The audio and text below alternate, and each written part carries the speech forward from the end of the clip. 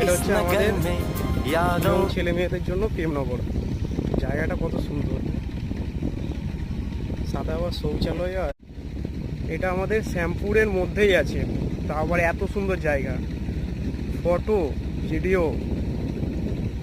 আর যদি থাকে সাথে বান্ধবী বলো, যাই হোক গার্লফ্রেন্ড, ঠিক আছে, টাইম পাস করার জন্য একদম সেই জায়গা।